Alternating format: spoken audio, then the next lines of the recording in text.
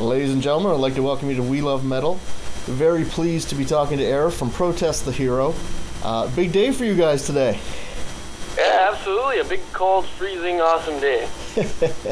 Well, in about 3 hours, you guys are going to be taking the stage on the Rock the Hill concert with, of course, Metallica coming to Halifax. It doesn't really get much bigger than this, does it? Yeah, I think if I could sort of transport myself back in time and tell a younger version of myself that this is what I was doing, he would be incredulous, to say the least. Well, we've got some people that want to hear this before they head there, so what can you tell them to expect from you guys today?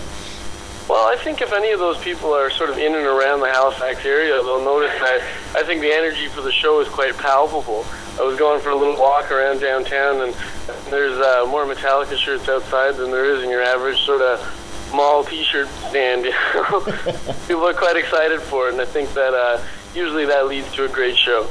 Excellent. You guys are geared up. There's going to be a lot of energy coming from you guys?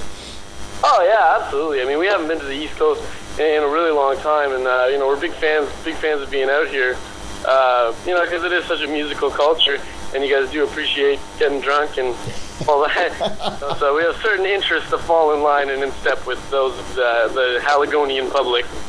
Excellent. Now, I mean, you guys, the career you've had, I mean, you've toured with Avenged Sevenfold, Killswitch, so many big names.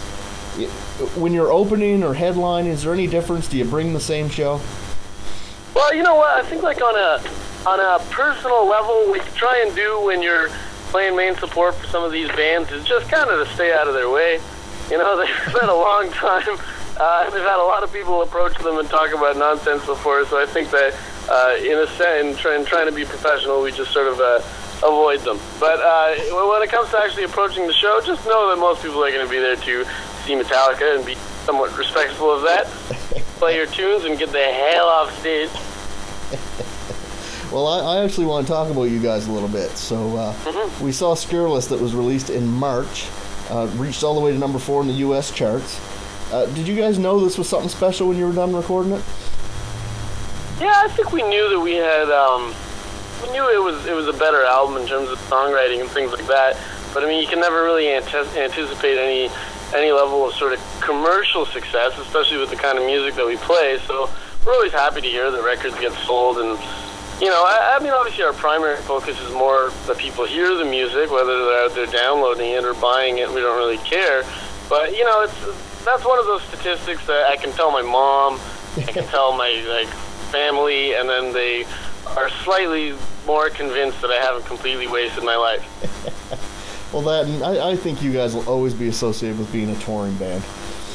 Yeah, I think that's true as well. I mean, we've been doing it since we were kids. I remember the first time we actually came out to Halifax, we were too young to drive, and we were having people driving us around, and I mean, man, I miss those good old days. We were getting wasted in the back of this shitty minivan, and we didn't really have a care in the world. It was a great time. Now, what songs are we going to hear off the new album in the set today? We're going to hear a few songs, one in particular called Tapestry, which I really enjoy playing. Another one called The Reign of Unending Terror, a tune called Sex Tapes, and another tune called C'est la vie. And other than that, we're going to play some older material as well, now that I've completely given away our set list. And C'est la vie was actually written by you, was it not? Yes, that was one of the ones that I did. Excellent song. And you've made reference to being in Halifax before, and I had a fan that wanted, they didn't really have a question for you, but they wanted you to hear this comment that Whitby, Ontario might be your home, but Halifax is your second home by now. So you're honorary Maritimers in the eyes of our readers, apparently. So. Oh, look at that. That's an extremely flattering thing to hear. I mean, like I said before, we have a lot of respect and appreciation for the life and the culture out east. And yeah, I mean, that feels good. That feels really good. We're on our way to Newfoundland as well, which is sort of the most concentrated dose of maritime I think you could get in this country, or probably anywhere in the world, really. I think you'll have a good time over there. They share many similar values that we do as well. Absolutely. And you know what? That particular way you guys talk, that East Coast squawk is music to my ears. Now, you guys, one of the things you're known for, to me personally, is you have you're always throwing a different sound at us. And this album, people said it was more progressive, but Don't you feel you guys are always progressive? You're always moving forward. Well, I appreciate you saying that. I hope we're always moving forward as well.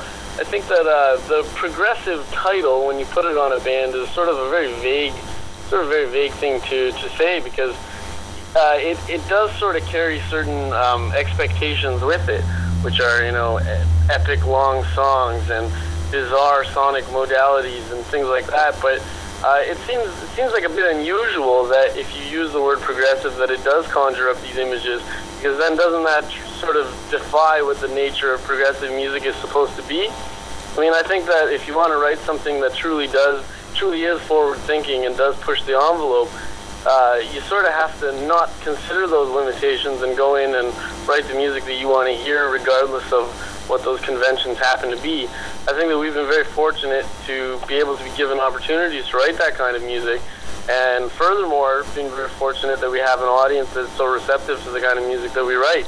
So when those two worlds come together, yeah, I think it does create an environment of progress. It's progressive, but not in the sense of Symphony X and Dream Theater and these bands that I do admire, but are a little too prog for their britches. Yes, exactly. I agree.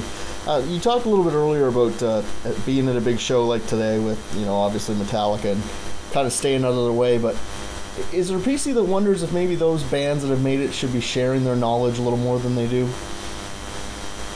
Pardon me, sorry? I'm just wondering if you feel that bands that have reached like the levels of Metallica, or should they be sharing their knowledge with younger bands instead of bands trying to stay out of their way? Well, I think a lot of people, like when I made the comment that we stay out of their way, I think that there are certain formalities that come with being in a band and touring with other bands.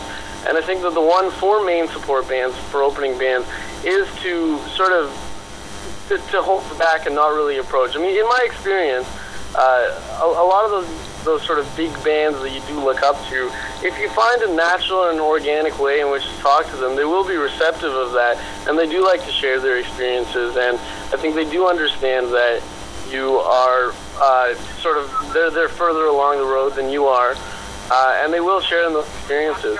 I mean, to quote an example, we had an opportunity to tour with Propaganda, who are, is probably the single most influential band in our career.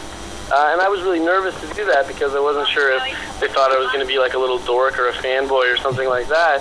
But as the tour progressed, I mean, they really took us under their wing, and they turned out to be really great, incredible people. And it added a greater context and depth to which I could appreciate the band. And now I quote that as my example for, bands that aren't pretentious and are very down to earth. But with that being said, I think that's because I wasn't too forward with them. Excellent. You guys must be finding you have some younger bands that are asking you guys some questions. I mean, you've been down the road now. Yeah, absolutely. I mean, almost every show we play, people are dropping off demos and they're saying, I really want to be in a touring band. What advice do you have? And a lot of times I wish I had some more palpable advice. All I can really tell them at the end of the day is, that we worked hard, but we also got kind of lucky. So I mean, it's sort of frustrating because I only have these really vague sort of remarks that I can give them, and sometimes they're so excited and they're so enthusiastic. I tell them to just sort of hold on to that, and that's the best kind of motivation that they could have. Wonderful. I've got 2 fan questions I want to wrap up with today, Arif, and the first one is for your top 3 Canadian bands. And I'll give you a hint. When we asked this question to Liam Cormier, he mentioned you guys, just to let you know. Oh, cool, man. Well, I mean, I got to say Propaganda. I think Propaganda have done incredible things for Canadian music. I think Neil Young, it's an incredible songwriter, real treasure and a treat to have. And, well, I guess, hey, in the spirit of the East Coast, let's say Wilf Carter as well. The great Wilf Carter. I mean, people look back on the history of country music, and I think that sometimes they neglect the Canadian voice and the Canadian evidence that history has provided to the development and the creation of country music. And Wilf Carter's right up there with the greats, Man, those are great answers. Last question of the day, then I'll let you go.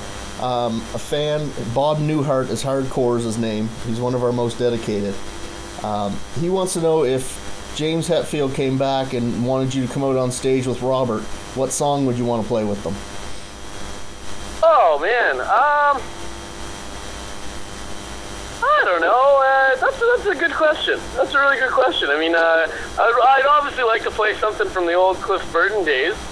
To be totally honest, I mean, maybe anything off Ride the Lightning or something like that. You know, growing up being a bass player in metal music, obviously, Cliff Burton is a huge name and a huge figure to what I am. You know, as a player, I think that he was one of those rare guys who, while he was a metal bass, while he was a bass player in a metal band, he wasn't a metal bass player. And I've kind of strived to sort of be the same to sort of fill that sort of role as well in my life. So yeah, I don't know. I guess to not answer too specifically, something from the old days, something from the Burton days.